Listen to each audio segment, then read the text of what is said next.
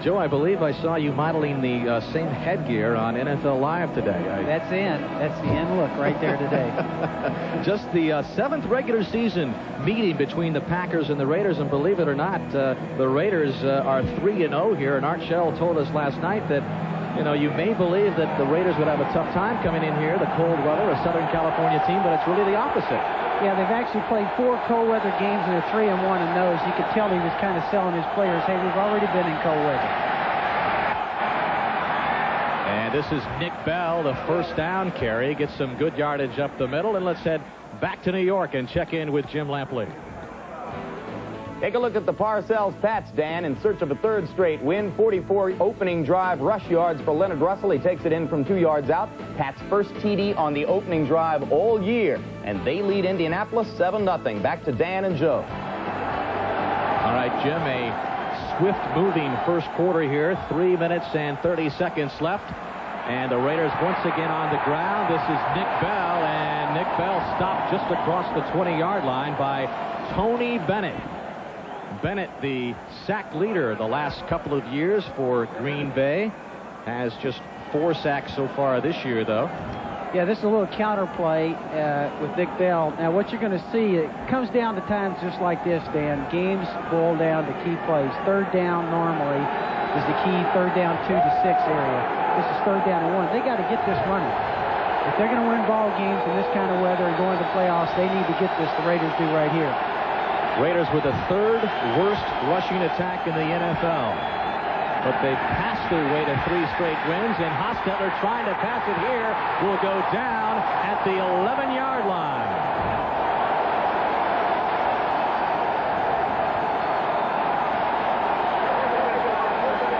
It was Johnny Holland and John Yurkovich that sacked Jeff Hostetler. And I think that's what happens. You know, instead of running for a 3rd down and a yard and a half, which the Raiders, you know, tough physical football team, they're having to resort to the pass. I don't think they have the confidence in the run. And, of course, that comes back to haunt you on a day like this, on a field like this, when you need to take that ball and pound it on 3rd and 1 1/2 and get it. So Gossett stands at the 6, and it is Mike Pryor at his own 42. Low spiraling punt taken by Pryor at the 44. Slips and falls and gets knocked at the 49, but an extra effort gets him into Raider territory at about the 47. So Green Bay with another chance. We'll be right back. Images presented by Honda. Whose senses are so acute that they can determine which is more frightening, the moment of impact or the moment immediately before impact?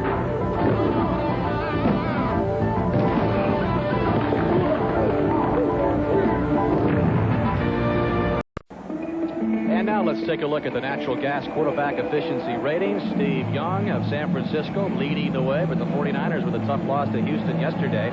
Jeff Hostetler of the Raiders 8th, and Brett Favre 17th with a 74.1 rating. A much different season for the 3rd-year player out of Southern Miss. All-Pro last year with a team record completion rate of plus 64%. But how quickly things can change, Joe Gibbs. The 20 interceptions, he's been criticized this year. Yeah, he's been criticized in town. That's going to happen to a quarterback. He's got to get used to that because that's going to happen to all quarterbacks in this league. Favre looking for Sharp, overthrows him, and behind Sharp was Terry McDaniel, who had a chance at an interception. Let's go back to New York and rejoin Jim Lampley.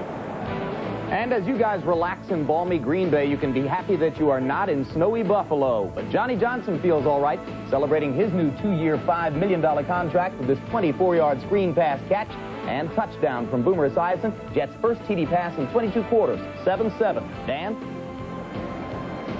Well, I don't know about balmy Green Bay, Jim, but balmy? 2nd down and 10 for the Packers. Favre to pass again, and this out of the backfield, intended for Darrell Thompson. Howie Long was right in Brett Favre's face on that play. Howie Long, I coached this guy in the Pro Bowl a number of years back.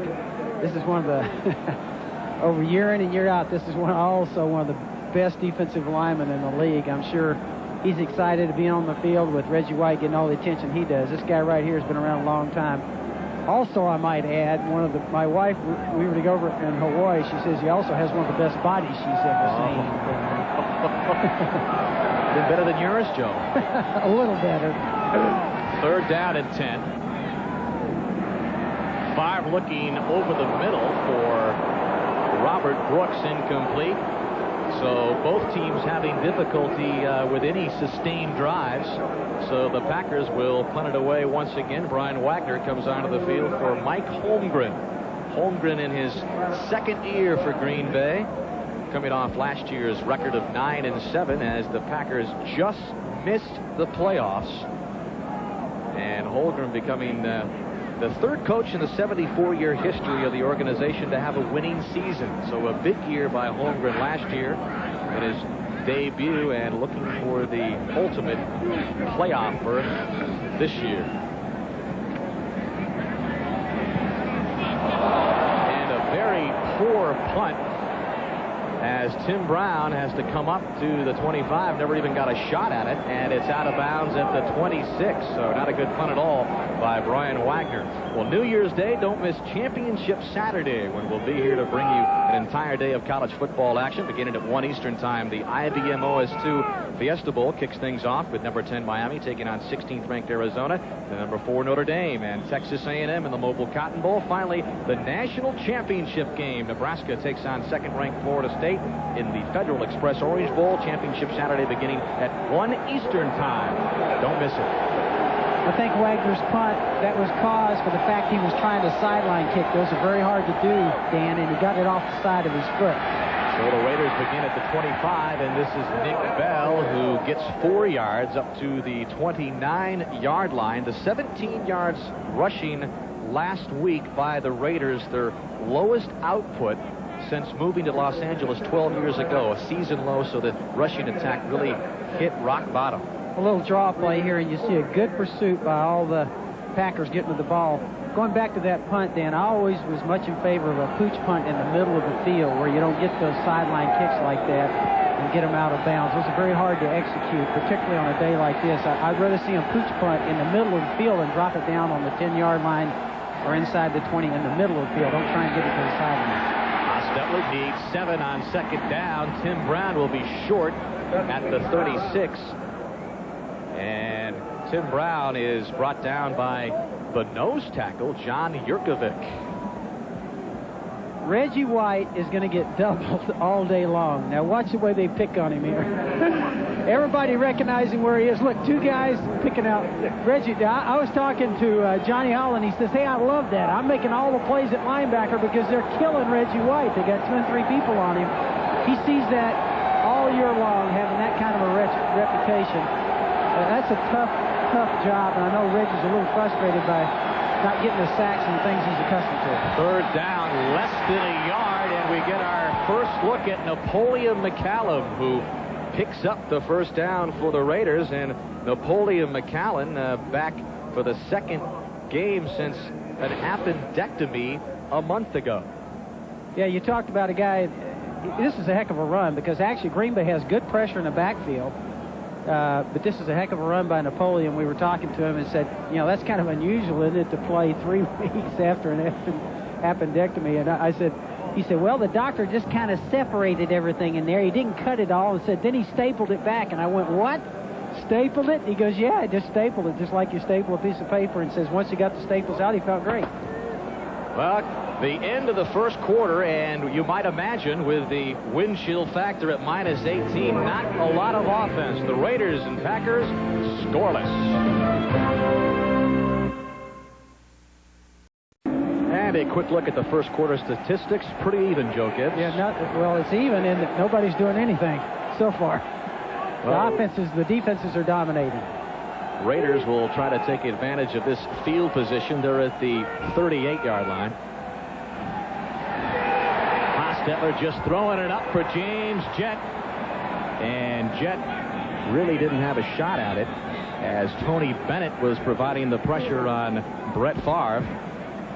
Actually, what we saw here was a shift right before the snap of the ball, and Reggie White, in this case, and they do move Reggie all over the place, a late shift and put him right over the center.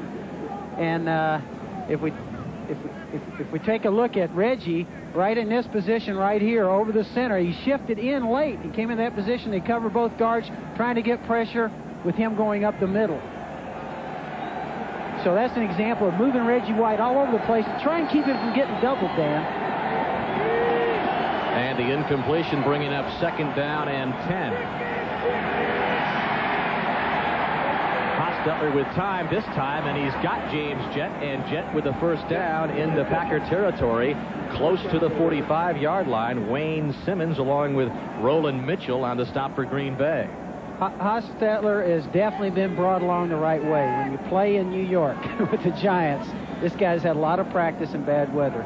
This is simply just a little curl route. Both receivers turn it inside, very effective on zone. And that's what the Packers were caught in there. But Hostetler, I've been up to New York with 50-mile-an-hour winds in our face. This guy is practicing it year in and year out. I had quarterbacks like Joe Theismann. They're just good in bad weather. This is one of the quarterbacks that's good in bad weather right here. Jeff Hostetler. And they'll keep it on the ground, and this time it is Tyrone Montgomery getting his first carry of the game. And we talked to Art Shell last night, and he said we'd see more of the undrafted free agent from Ole Miss, and Montgomery picks up a couple, and Johnny Holland on the stop for Green Bay. Talked to Johnny Holland for a long time yesterday, and he was the one telling us that that's a heck of a play there. He said, I love the fact Reggie White's up there in front of me. He gets so much attention, and he keeps everything off of me. And he actually had 17 tackles 2 weeks ago. A career high for Johnny Holland, who leads the team with a total of 119, 2nd down and 8. There's Reggie White shifting back to the nose man again. And the pass by Hostetler is intercepted. George Teague with some running room on the far side. And finally brought down by the Raiders at the 42. Reggie White provided the pressure, and the rookie out of Alabama picks off Jeff Hostetler, and Hostetler's first interception in 4 games. Here's the interception again, but the guy that causes that is that same defense where they shifted Reggie White late over the nose man and then blitzed with him. And Reggie came up the middle and put the pressure on Hostetler, and I think caused that interception, Dan. The first career interception for George Teague. Here you see Reggie going right up the middle. You see him make a contact on the quarterback. And I think the fact they combined that with the blitz this time made it tough for the Raiders to pick up. And a nifty 21-yard interception return for the rookie out of Alabama. This is Darrell Thompson, and he is nowhere and probably lost a yard. Anthony Smith, the 4th-year former #1 pick out of Arizona, brings him down for the loss. Now, we had showed Reggie shifting in there on a previous play. It shows you with him lined up right over the center.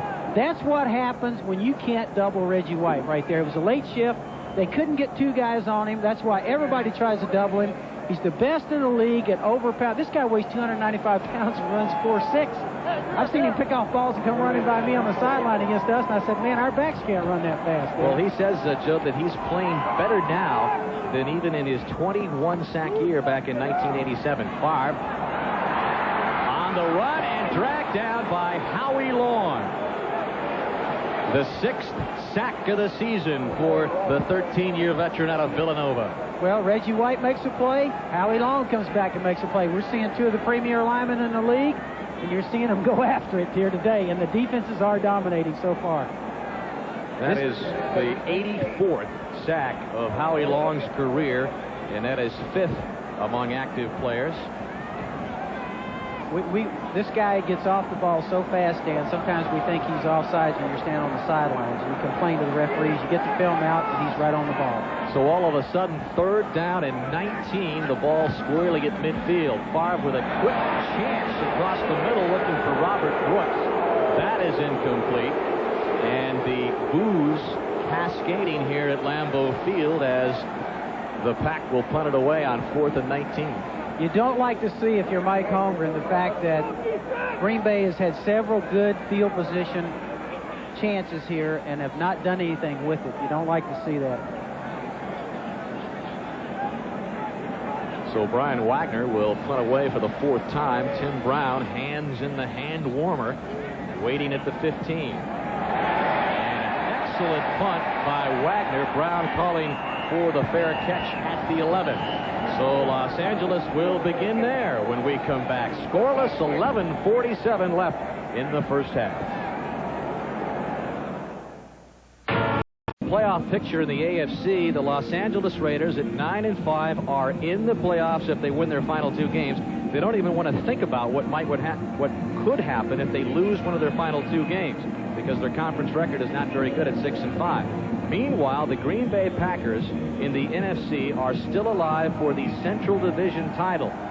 Green Bay, if they win their last 2, they will win the NFC Central. They can also gain a playoff berth today with a win and some help. And it's amazing, Joe Gibbs, how those palm trees just sprout up in this weather at Lambeau Field. Yeah, how do they do that? Fumble by Nick Bell. And it appears the Raiders recovered. I don't think Bell really got the ball there on the exchange. It was a bad exchange. I tell you what, that is dangerous right there. A turnover on the 10. That could be big. It looked like the tight end, Ethan Horton, recovered the fumble by Bell. Yeah, he actually had the ball. Good pocket there. It just is great camera work. We see the ball just kind of squirt out when he got to the line of scrimmage. Well, no loss on the play, and that'll bring up 2nd down and 10. The ball at the 12-yard line. Scoreless game, 11 minutes left in the first half. Hostetler's pass complete to Nick Bell. No, they're saying it was incomplete. And Bell was really popped by George Teague, who just a moment ago picked up an interception. You get a feeling in talking to the Raiders, Dan, that as we look at the replay here, that they feel like that the league somehow gets them in cold weather about this time of year every year. And certainly we think back to the Pittsburgh games with the Raiders and when John Madden was there and games like that. So there is a little bit of a tradition of that. And I was talking to Al Davis because it's not fair. So I don't think it's fair that we wind up in some of these places at the end of the year every year. And what's really tough for them is coming west coast to the east. They're actually playing at 10 o'clock their time. 3rd and 10. Hostetler pressured, and he'll go down by John Yurkovich.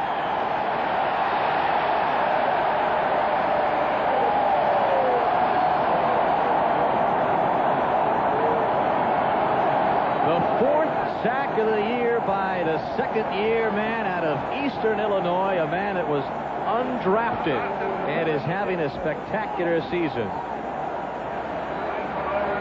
And the Haas gave him a little ride. Yeah, you see the pressure here, and again, up inside is where they're getting pressure on Hostetler. Now I'm telling you that Green Bay needs to take advantage of this field position. Chance are going to get the ball again here. They're passing up a lot of opportunities in the first half. Jeff Gossett from 5 yards deep in his end zone. Hangs one Mike Pryor's way, and he'll begin at the 44, and an excellent return all the way up to about the 33, so an 11-yard punt return, and the Raiders indicating that they have the football. I think they're saying it was a fumble at the end of that play. It was very hard to see, but all the players certainly think it is. Joe Kelly emerged from the pile with a football. The 37-yard punt by Gossett.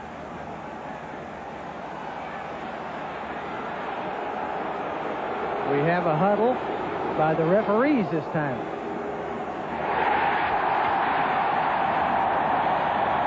And now the Raiders have the football. The ball is ruled a fumble, recovered by Los Angeles. So indeed a fumble by Mike Pryor, and the Raiders have it in pretty good field position at the 34. What a turn of events here. We'll take a look and see if we can see the ball come out. It's really hard to see from this angle. Indeed, the ball popped loose from Mike Pryor, so the Raiders with another chance when we come back.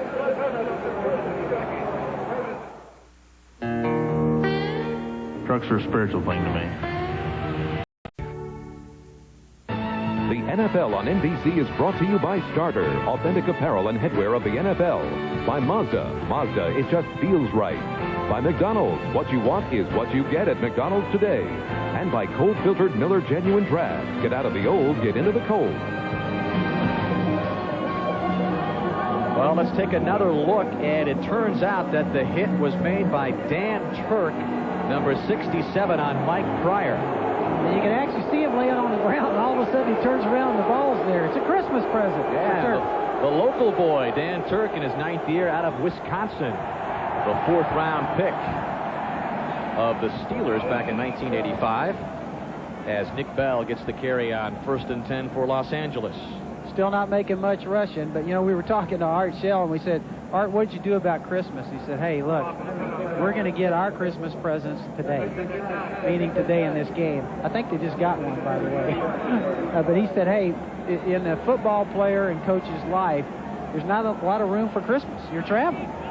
And but he said, hey, I sold our guys on the fact, hey, we get our Christmas present today, a victory over Green Bay. He also told us that he feels the Raiders had better preparation for this cold weather weekend because they were able to get some good practices in the balmy weather. And Hostetler trying to call a timeout before the play clock expired, but he is very frustrated. He's been frustrated about the move from 45 seconds to 40 all year long. We've been talking about that, Dan, and we said it hurts the offense, and he verified that last night, and he said, I don't have time to audible.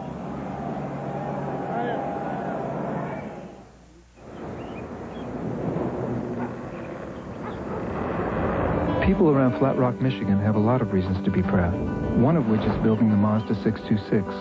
Because even with dual airbags and a V6 engine, it still costs less than a 4-cylinder Camry LE. 6 cylinders that cost less than 4? People in Flat Rock think that's a power. Now, what we're seeing here is that shift again by Reggie White going inside that we talked about. Hostetler now wants to audible, but the clock is run down, and he said that's one of the things that's killing them, is with the 40-second clock, and we've talked about that all year. I think it's hurt the offense. Hostetler was able to get the timeout just before the play clock expired. He was looking for Ethan Horton, and an excellent defensive play by Leroy Butler, the strong safety for Green Bay. And the 4th-year player out of Florida State. As we take a look at the route, the strong safeties many times in man-to-man coverage with the Raiders play a lot in their contrasting style of play. A lot of times they're man-to-man. The strong safety, in this case, Leroy Butler, will normally be assigned to tight end. He did a heck of a job there. That ball was not crisply thrown, I don't think, either by Hostetler in that case, and allowed him to slap the ball down. Those 6 interceptions for Butler, second in the NFC, trailing Deion Sanders of Atlanta. 3rd down and 9. Hostetler looking to go to the air, wobbling right in and out of the hands of Butler, who had an excellent shot at interception number 7. But Hostetler feeling the heat once again from the Packer defensive front. Jurkovic putting the pressure on Hostetler. Yeah, we take a look at this ball. Again, the pressure inside is what's causing Hostetler to throw off balance here. You can see he didn't get everything on that, Dan. That thing came down like a punt. I guess that's the reason why secondary guys play secondary. They don't have great hands in that case. That's what we always said. They're fast. They can do all those things. They can't catch the ball as receivers, so let's put them as DBs. So once again, Art Shell's offense forced to punt. Gossett to put it in the air for the 5th time. This is a low line driver. And Mike Pryor all the way to the far side of the field watches it go out of bounds close to the 20. So Green Bay will have another chance on offense when we come back. Scoreless, 9 minutes left. Then you flip the hat. You're late and you got the wrong. Well, somewhere in the vicinity of all the winter clothing there on the Packers sidelines is a heater. There it is. We just saw the flames flickering out from underneath there, Joe. We could use one up here in the booth. Yes, we could. Packers 1st and 10, just shy of the 20, and Favre will go down. The sack made by Nolan Harrison. And for Nolan Harrison, his 3rd sack of the season. Dan, we brought a football team up here. It's one of the coldest days I've ever been in. Doug Williams was our quarterback. He'd never been any place but Louisiana, Tampa, and Phoenix in his career. We brought him up here, and luckily he was our backup quarterback. It would have taken a crowbar to get him off that heater. He was over there all day, and I said, man, if that guy's got to play, we're in trouble. Thank goodness Jay Schrader played, and we did win the game 10-7. Loss of 5 on the sack by Nolan Harrison. 2nd and 15. 5 to the air. And he's got Sterling Sharp. Sterling Sharp looking for the first down marker. He'll be shy of it. And that'll bring up 3rd down and 1. Derek Hoskins, the strong safety, made the stop. You get the feeling the farther we go, the quarterbacks are going to be the key here because neither team's run the ball very well. This is that little stop route on the outside. Good timing by Favre in this case with Sharp and bangs it there. It's hard to stop if you're in zone. We've seen both teams use it today. Sterling Sharp, we mentioned, and saw the historic catch.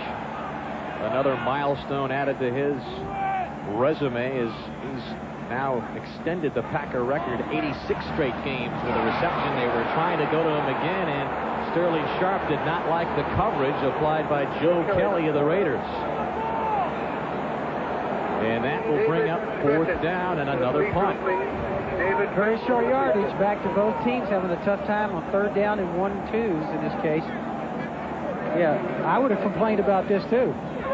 They're holding him. They actually tackle him before the ball gets there. I can't believe that we missed that. Actually, it was Winston Moss that was all over the back of Sterling Sharp. And once again, Wagner, this time from the 15. This is becoming a familiar scene. Line drive punt. Tim Brown for the 29. And Brown will get up to the 33. A 4-yard return by Tim Brown and a 44-yard punt by Wagner. Well, next Sunday, NBC Sports presents the final weekend of the regular season. From doubleheader action beginning at 12:30 p.m. Eastern Time, NFL Live, and then most of you will see an AFC West matchup between the Seahawks and the Chiefs, or regional action. And in the second half of the doubleheader, most of you will see these Los Angeles Raiders battle the Denver Broncos, or regional actions. Check your local listings for the game and time in your area. I told that little story about Doug Williams being so cold the first time up here. It's amazing the way players adjust that, Dan, over a period of time. He came back and played some great games in cold weather later on. Raiders from the 32.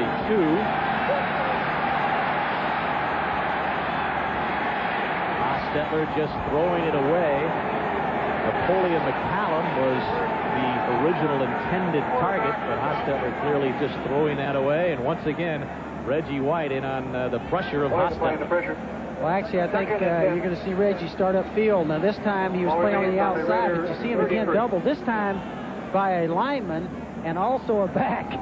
Reggie still kind of winds up pressuring Hostetler. And there's the new rule, Dan, where the quarterback, and I think it's a good one, when he's outside the pocket like that, in that case, to protect himself, he can simply throw the ball away without worrying about a penalty.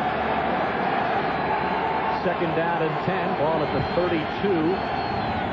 As you see, Hostetler hurried already 5 times today, but a Packer defensive line. Pump fake buys him some time, and Hostetler escapes for the moment, but Reggie White sacked him.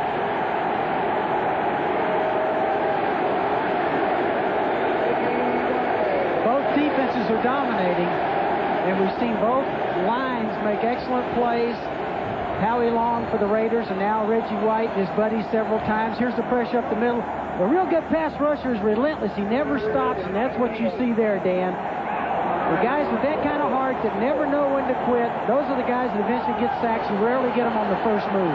11.5 sacks for Reggie White. He became the all-time NFL sack leader earlier this year versus the Chicago Bears. 3rd and 19 for the Raiders. Hostetler trying to dump it over to the middle for Nick Bell, and that will bring up 4th down. A little middle screen there was actually a very good call. I thought the Raiders would get called for holding there because they grabbed a couple of the Packer linemen in that case. But what's happening here without the rushing game by the Raiders, the Green Bay is really simply just rushing the passer and getting tremendous pressure on Hostetler. This is what happens when you don't get a good running game going. You see the screen was set up there fairly decently. I'll tell you, there's no doubt why they're paying Reggie White $4.25 million a year. We're getting a good indication of that today in minus 18-degree wind chill as Mike Pryor escapes one Raider, and he'll go back across the field for a gain of maybe 1 on the return. 45-yard punt by the Raiders. Coming up on the Domino's Pizza NFL Live halftime report, Mike Ditka and Jim Lampley back in the warm studio. Toasty, warm NFL studios, bringing you up to date on all the action that is underway, plus a bowl day preview of all the great college football matchups here on NBC on New Year's Day. We talked about Reggie White. He not only brings the play on the field, Dan, but he brings, every time you talk to a player, he talks about his leadership in the locker room. That's something that's very important to a football team, and he certainly gives that to you. Here are the Packers on the ground. Edgar Bennett gets the first down carry, and by the looks of things, Joe, unless somebody like a Sterling Sharp or one of the speedy receivers for the Raiders gets away, it's shaping up into a scoreless first half. Yeah, I think what's happened here, both teams having a tough time moving the football. It makes them one-dimensional.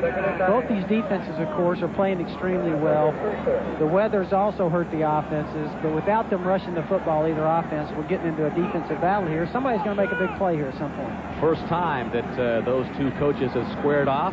Holmgren and Art Shell. Brett Favre through the air, and he's got Edgar Bennett, and Bennett, I believe, picked up the first down all the way up to the 43. So something for the 59,000 here at Lambeau Field that you're about, finally. Really what happens here is just really a flat route with the downfield receivers clearing things out. Green Bay's had success several times just hitting the guy right along the line of scrimmage, a back along the line of scrimmage as the receivers clear everything out to the outside. It's a simple little pass, but they've hit it several times today. Favre's done a good job of finding his back there, his secondary receiver. Brett Favre trying to become the second Packer in history to post two 3,000-yard passing seasons. You saw the numbers there. He came into the game just about 77 yards shy of the 3,000-yard mark.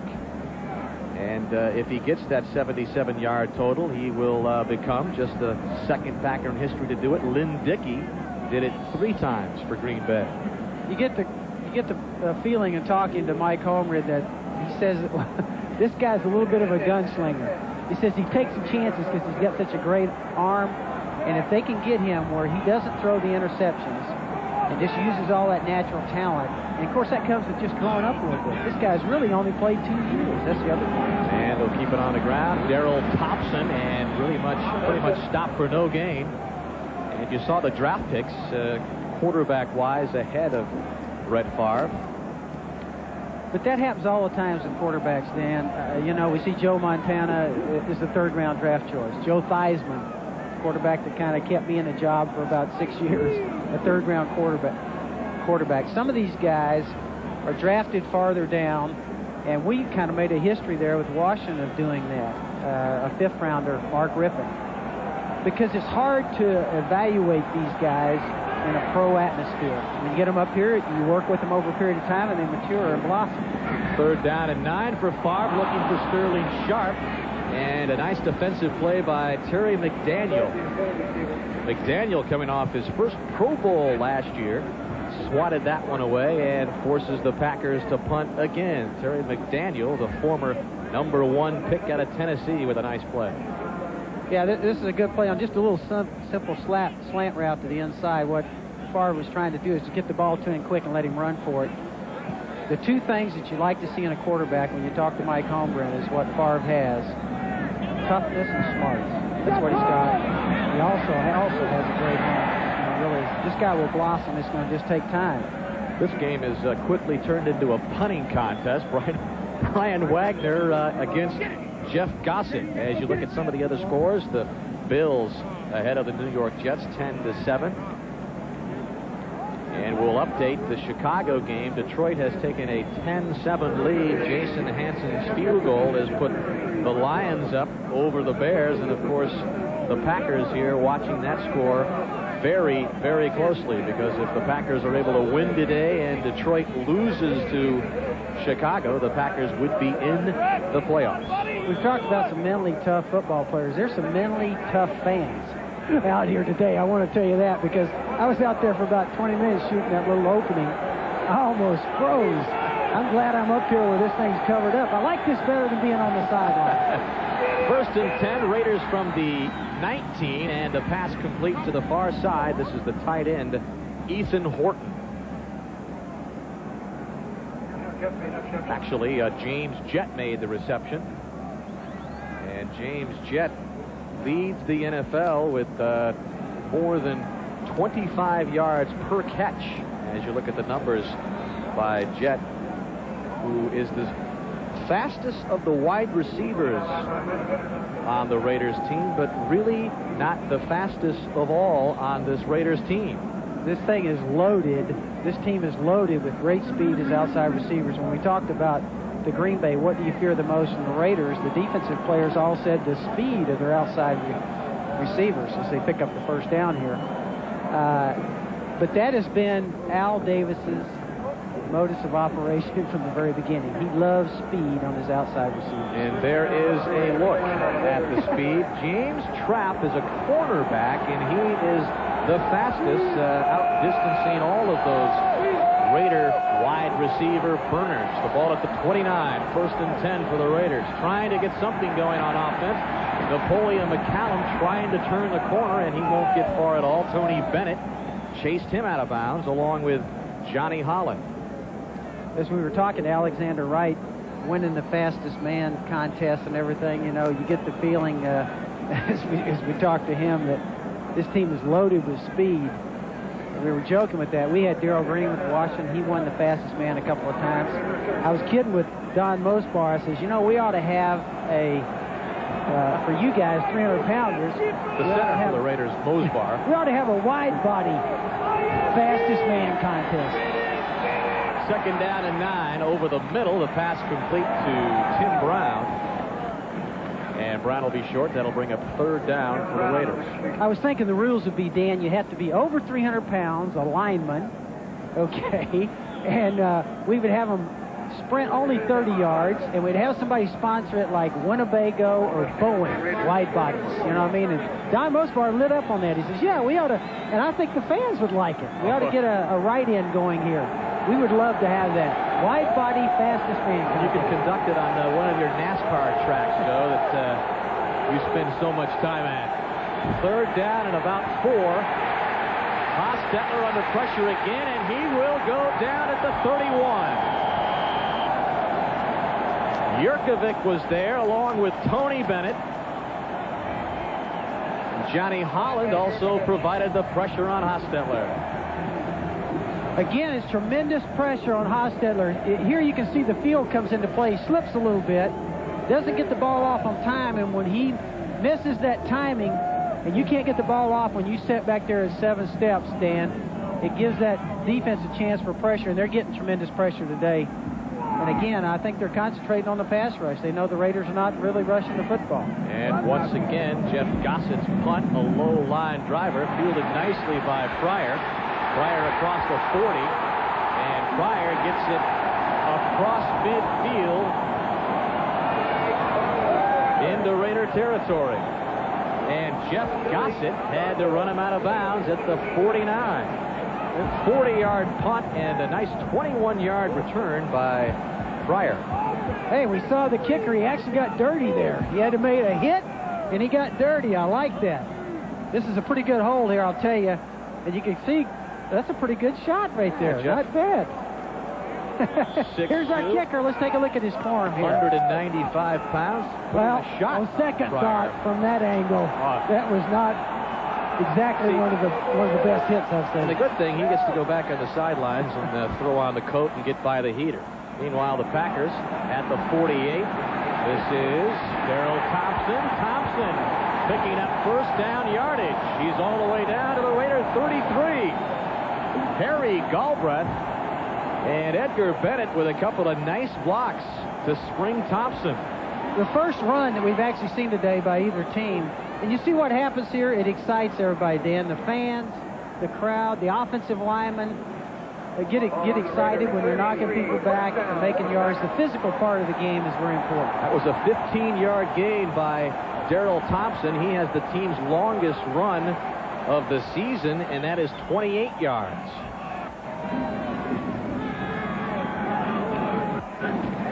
Approaching the 2-minute warning of the first half. This is Darrell Thompson again, and he gets it up to the 30-yard line. But if the 28-yard run for the longest run of the year stands for Thompson, it would be the shortest longest run in team history, dating back to 1941.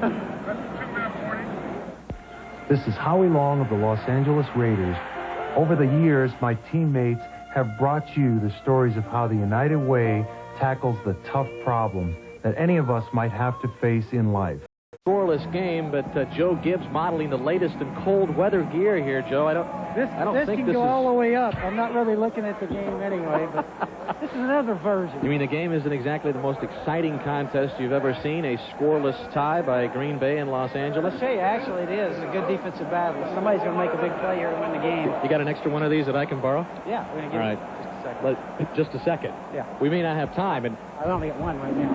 Minus 18-degree wind chill factor. Joe, I got a feeling you're going to keep that on for the rest of the game.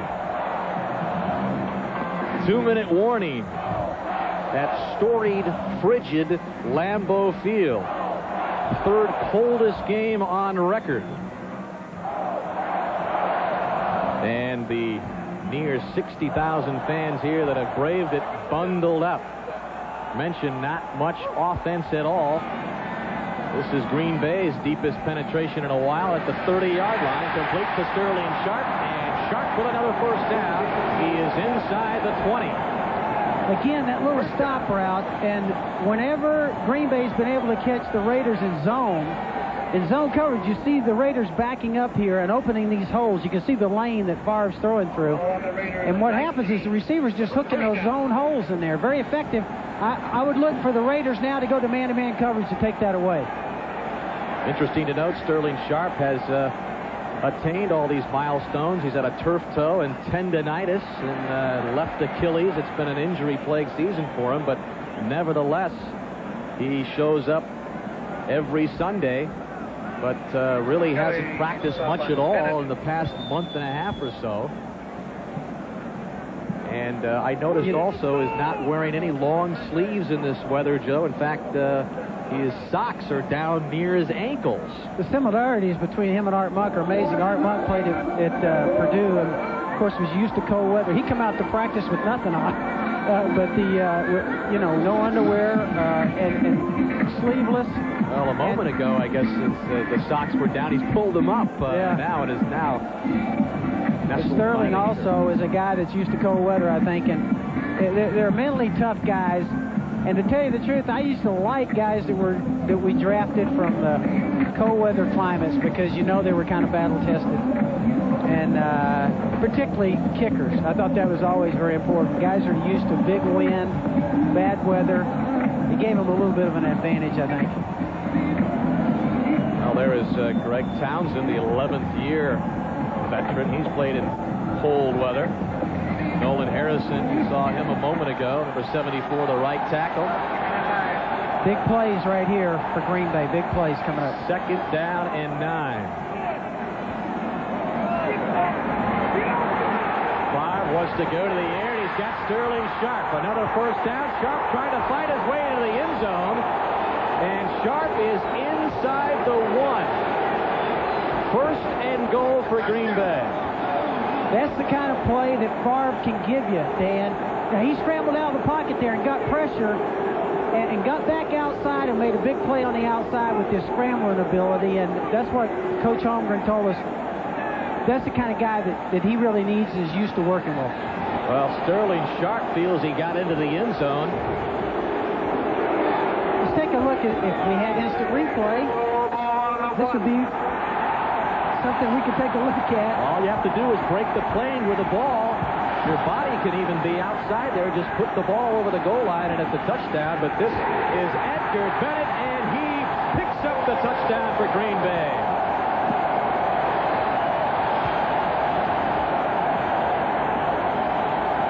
The 8th touchdown of the season for Bennett. And the Packers finally put some points on the board at Lambeau Field. We take a look at the goal line offense right here. There's no doubt on this one, on breaking the plane. He's all the way in there, 1.5 yards deep with the ball. And I think that they did it the right way there. The Packers, they ran the ball some. They took a couple of shots. It was a good little series there. And I know that they would have been sick to go into halftime with no points, considering the good field position they had several times. And that time they took advantage of it. Excellent surge on the offensive line. Harry Galbraith, the unrestricted free agent from Miami, and Frank Winters, the center, who was taken over for the injured James Campen, also a part of the nice block which sprung Bennett. Chris Jackie's point after attempt is good. And Green Bay, with 1 minute and 1 second left in the first half, has taken a 7-0 lead. Packers trying to get into the playoffs in a non-strike season for the first time in 21 years, and Brett Favre says we finally got some points. He likes it. It was a big play that he made by getting out of the pocket there, Dan. That was a broken play. Again, we've looked at quarterbacks today, and we said their biggest plays come when things blow up in their face. In that case, pressure up the middle. He scrambles out of the pocket and makes a big play out of something that could be a disaster. And that's what your quarterbacks do for you. Their biggest plays many times come when things are not smooth. Something goes wrong, and they take something that's going wrong and make something positive out of it. Your good quarterbacks have the ability to do that. Everybody can go back when everything's perfect and hit guys that are open. You need a guy that's the playmakers can make a play just like that, and I think that's what this young guy has. Well, the big play was the 17-yard reception by Sterling Sharp, which got it inside the 1, and on the following play, Edgar Bennett's 1-yard run capped off a 6-play scoring drive, 1:37, and it totaled 48 yards. So we'll have a kick other than a punt, finally, as Chris Jackie just sends in a line drive to the 30-yard line.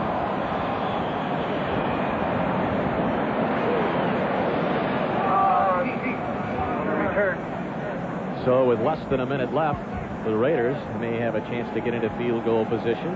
As we look at the rest of the scores around the league, the Bills up, and the Lions at halftime now up 10-7 over Chicago. Dan, what I think Green Bay was thinking there, they decided just to power kick that on the ground. They didn't want to run the risk with all the speed that the Raiders have of getting a big run back. But what they did in this case is put the Raiders in position to maybe have a shot at a field goal here with the last 57 seconds left. Hostetler to Nick Bell. Bell fumbles the football, and the Packers have it.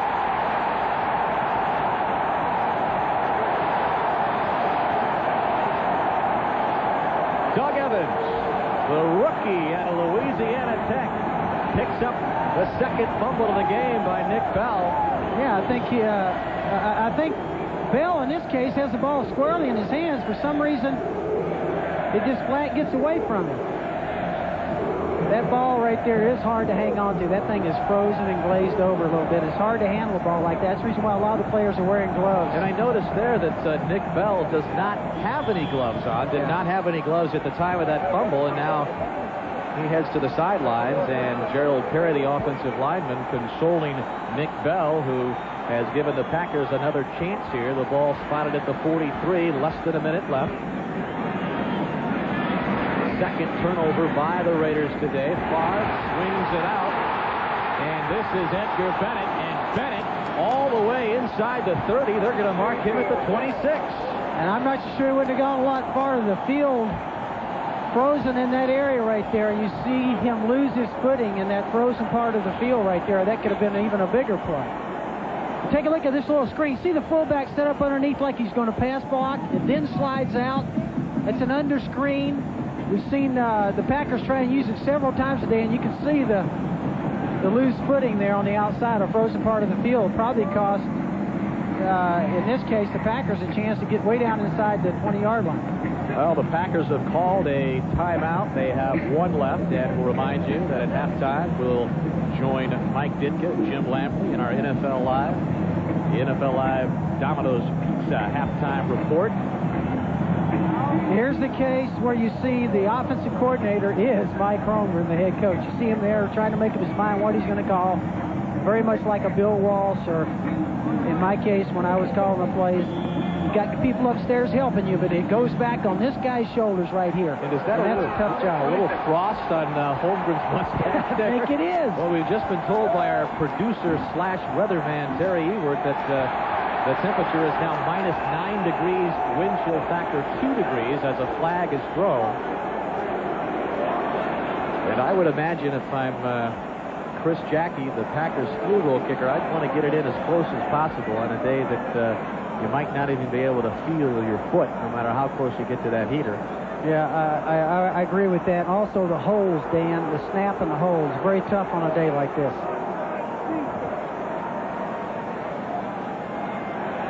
Encroachment, defense, 5 yards. It was big Chester McLaughlin who picks up the encroachment penalty for the Raiders.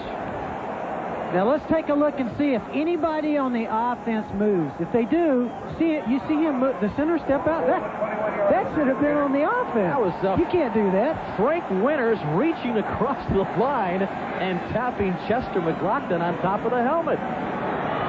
Favre's pass looking for Sharp.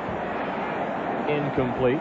Very ill-advised right there. That in this position right here, Favre should be looking for a field goal. Don't take a chance like that with a guy double covered and throw that ball up. That was dangerous. By the way, Dan, I don't think I've ever seen a center do that. Reach across and touch a guy. If I was the Raiders, I'd be upset on that deal. Well, we want to clarify the weather situation. +2 degrees, -9 wind chill factor, as if we could tell. Oh, +2. That is a big difference. It's a big difference when it goes minus plus. I mean, you can really tell. 2nd down and 5 for the Packers. And unable to handle Brett Favre's dump is Edgar Bennett. And that will bring up 3rd down. Both teams doing a very good job of getting pressure. In this case, the Raiders have also had a lot of success right up the middle. In this case, bouncing Brett back on the ground. And this will be a big play right here, 3rd down and 5. See if they can pick up a 1st down here with 31 seconds left on the clock. There is Chris Jackie warming up on the sidelines. 31 seconds left in the 1st half. Green Bay already up 7-0, trying to add to that lead as Darrell Thompson gets inside the 20, close to the 1st down, but that will bring up 4th down for Green Bay. Well, the fans are booing. They don't like the idea that they went with the run, but what they tried to do there is kind of gamble a little bit, catch the Raiders walked off with 4 wide receivers, and just pump that thing up inside for a 1st down. It was a good call. It's just that the Raiders were sharp and made a good play on it. And Green Bay will let the clock run down, probably stop it with 2 seconds left. And they do use their final timeout of the 1st half, and gives Chris Jackie even more time to keep warming up the leg on the sideline. So, Dan, what you'd like to see, I would, as a coach on the sideline, I'd like to stop that clock at about 10 seconds or 9 seconds for this reason. If you get a bad snap or something, you can just tell your holder and you coach him just to go ahead and cover the ball up, and you would have another shot at a field goal. In this case, when you run it down to 2, it's just a very final 1 shot at a field goal. And the high-tech ball holder on the sidelines enables Jackie to warm up without anybody even holding the football and get the feel of someone holding it. That's a cobra. That's probably frozen into the turf by now, that metal holder. Okay, they'll spot Jackie at the 27-yard line. It'll be a 37-yard attempt, and Chris Jackie has at least 1 field goal in 10 straight games. Thought that streak might be in danger, and it still might be. 37-yarder tough in weather like this. It's tough snapping. It's tough holding. It's very tough to get a good plant foot on that frozen turf right here. That's a big deal right in this area. And the Raiders call a timeout there to try and put a little pressure on it. Yes, the Raiders calling timeout to ice Chris Jackie as if he needs to be iced anymore. Look at the holder Wagner doing some calisthenics out there. Actually, that's Chris Jackie doing the calisthenics out there. Mike Holmgren in his 2nd year has a 7-0 lead over the Los Angeles Raiders. And talking about those shoes, Joe Gibbs. That looks like a 1909 version that he's kicking with. Looks like Jackie's borrowed one of Johnny Unitas's old black cleats. We were talking about the different shoes. My bet is that right here, Chris Jackie's got on that little small cleated shoe that helps on the frozen surfaces. Wagner, the hold is good. Chris Jackie's kick is no good. So as the gun sounds to end the first half, Chris Jackie unsuccessful from 37 yards out. Let's take another look at the hold by Wagner. Actually did a pretty good job. The snap was a little low. We talked about that. That's no piece of cake, Dan. It's a hard to snap, hard to get a hold, hard to get a good kick, and in this case, Green Bay, Mississippi. Chris Jackie having his best season ever, but unable to connect there. Green Bay with a 7-0 lead over the Los Angeles Raiders at halftime. Let's send you back to New York, NFL Live Studios, and Jim Lampley.